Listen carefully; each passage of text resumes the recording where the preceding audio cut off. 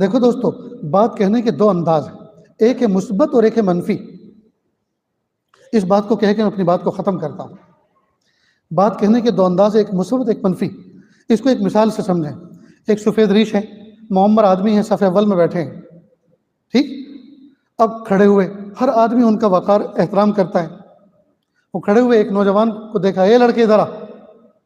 اب اس کا پاجامہ ٹخنوں سے نیچے تھا۔ اس کو کہا، کس کا لڑکا ہے تو؟ کہ جی فلاں کا۔ تیرے باپ نے تجھے کچھ سکھایا نہیں؟ اب جب اس کو یہ الفاظ سننے کو ملے تو سارے لوگ متوجہ ہوئے کہ آج کس کی باری آئی ہے۔ اب اس کے تو متوجہ ہوئے، اور وہ بچہ پانی کے بھری مسجد میں میرے باپ کو تانا دیا جا رہا ہے، تیرے باپ نے تجھے کچھ سکھایا نہیں ہے؟ کتنی عمر ہوئی تیری؟ کہ جی 15 سال 16 سال۔ ابھی تک تجھے یہ پتہ نہیں ہے؟ دیکھ یہ پاجامہ جھاڑو دے رہا ہے۔ قیامت کے دن جس کا پاجامہ ٹخنوں سے نیچے ہوگا، اللہ رحمت کی نظر سے اس کو دیکھیں گے بھی نہیں، اور یہ حصہ جہنم میں جائے گا۔ تو بات تو 100% صحیح ہے، لیکن طریقہ جارحانہ ہے، طریقہ گفتگو کا انداز جو ہے وہ منفی ہے۔ خیر، وہ بچہ وہاں سے نکلے گا اور مسجد کی طرف کہے گا، اے مسجد، تجھے میں سلام کرتا ہوں، اب میں تیرے اندر کبھی نماز پڑھنے نہیں آؤں گا۔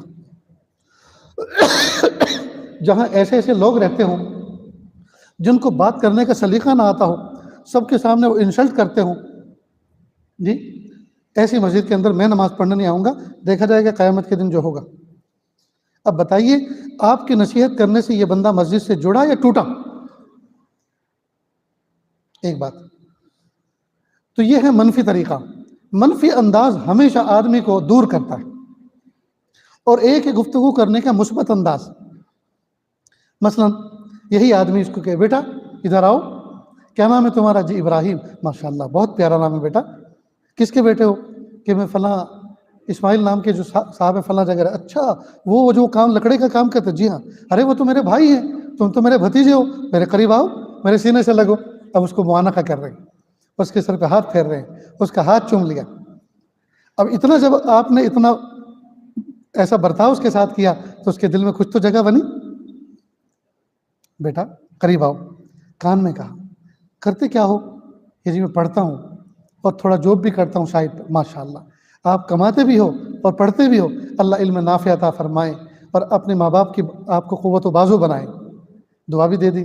پھر کہا بیٹا اور قریب آؤ، دیکھو یہ جو پاجامہ آپ کا ٹخنوں سے نیچے ہے نا، قیامت کے دن اللہ پاک نظر رحمت سے دیکھیں گے بھی نہیں۔ بیٹا یہ بہت اس پہ وعید ہے اور یہ حصہ جہنم میں جائے گا۔ اب آپ بات کہتے جا رہے ہیں اور وہ اوپر کو کرتا جا رہا ہے، وہ آپ بات کہتے جا رہے ہیں اور وہ اوپر کو کھینچتا جا رہا ہے۔ جی اب آپ نے بات کہہ دی، جاؤ بیٹا اس کا خیال رکھنا، کم از کم جب مسجد میں آؤ تو یہ پائنچے ذرا اوپر کو فولڈ کر لیا کرو، اتنا تو کرو، نماز کی حالت میں تو کم از کم اللہ کے محبوب بن کے رہو۔